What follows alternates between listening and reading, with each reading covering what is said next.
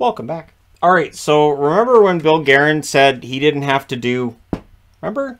So it's the first thing that I thought of. I saw it on Twitter immediately. Somebody saying, I thought Guerin said he did. Now, that was likely Guerin's way of saying, I'm going to play hardball, right? So we know from GM speak that it doesn't necessarily mean nothing's going to happen. I think it's one of those things where they don't want an agent telling them when something has to happen. They don't want to be getting into this back and forth in the media. And so saying, I don't have to do anything, I'm paraphrasing, is a way of kind of just silencing all that. I have a feeling that either the phone call went in or the phone call, either he called Ottawa or Ottawa called him. Either way, it's worked out. And I'm wearing Ottawa. I was wearing them for a video I was doing earlier, which didn't end up working out, but it works out for this. I love what Ottawa's done the last 24 hours. I actually, going back to the DeBrincat trade, remember all the way back to when they got DeBrincat?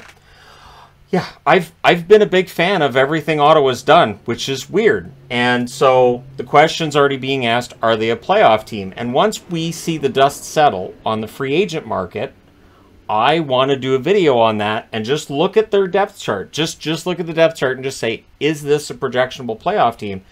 I think part of what is going to decide whether they are or they're not is going to be those prospects, those rookies, those kids coming in. A guy like Jake Sanderson, does he get it done? Does he come in and perform like a star? Does some of these players need more time? But Ottawa's definitely going for it. And so if there's no enthusiasm for the Sens this year, I don't know what more they can do. Because honestly, there should be a ton. So we'll see what kind of local enthusiasm there is. They've added Cam Talbot from Minnesota. So Talbot's agent gets what he wanted, I think. I think they came out of that with him saying, if Fleury's going to play the lion's share of games, then... Or Talbot just didn't want to be in a 1A, 1B situation and, wanted to be the guy who's clear-cut going to get the most starts.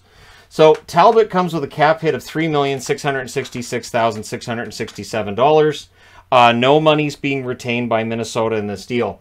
He is a UFA next summer.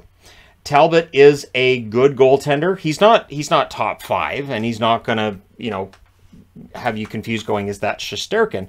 But he definitely is a very good goaltender, and he's capable of getting hot at the right times. He played 49 games for Minnesota this past year, had a record of 32-12-4, .911 save percentage, and going the other way is Philip Gustavsson. Remember, he has to clear waivers this year. He's not going to clear waivers. So he brings a cap hit of $787,500. This does really help Minnesota's cap situation greatly. Is it a downgrade in net? Likely, yes. But I don't know by how much, because it is possible that Gustavsson goes to Minnesota and has a very good year. His numbers in Ottawa, he was 5-12-1 with an .892 save percentage. The $787,500 cap hit expires next summer. He's an RFA next summer, so Minnesota retains control over that situation. And his numbers, you would think, going from the situation he was in Ottawa last year to a situation in Minnesota this year, where they should be better than what Ottawa was last year, his numbers should improve. Now, for Talbot, and there were some people who disagreed with me on this, I thought his play in the first half of the season was very good. I thought his play in the second half of the season dropped a bit. I understood why Minnesota went out and got Fleury. I am still, to be honest, kind of surprised Minnesota's going all in with Fleury at this point in his career, but they clearly are going with that idea, and now they're going to save some money in net by having Gustavsson as the backup for Talbot. So I really like this trade from an Ottawa perspective. This means that now they have Talbot and Forsberg as their tandem, which is better than Forsberg, Murray, and Gustavsson, the trio. And so they traded Murray out to the Toronto Maple Leafs. They retained 25% there. And then they acquired Talbot. So if you include the cap hit for Murray, then yeah, they're paying some money for their goaltenders. But they have a lot of guys on ELCs, entry-level contracts, and there really isn't any cap crunch, and his contract expires next summer. So this is a situation that should work out. In worst-case scenario, if Ottawa is not a contending team, if they're not in the playoffs, if they end up, out of it at the deadline, then you move Talbot at the deadline as a rental.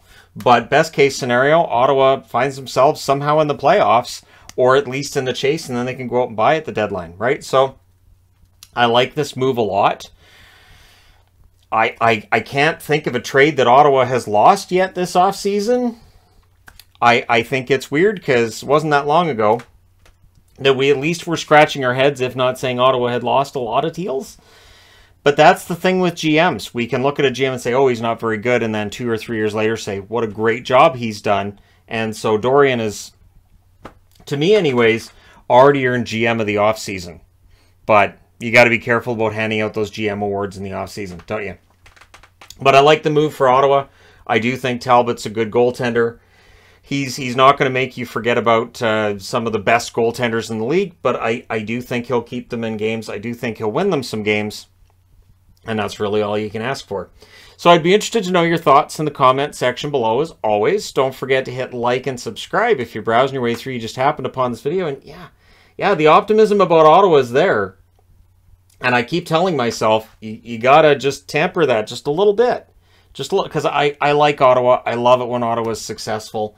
It's been very dark times for Ottawa for a while. I'd like to see something good going on, and it feels like something good could be going on this year. So, if you're a Sens fan, do you feel the same way? Let me know your thoughts in the comment section below as always. Don't forget to hit like and subscribe if you're browsing your way through.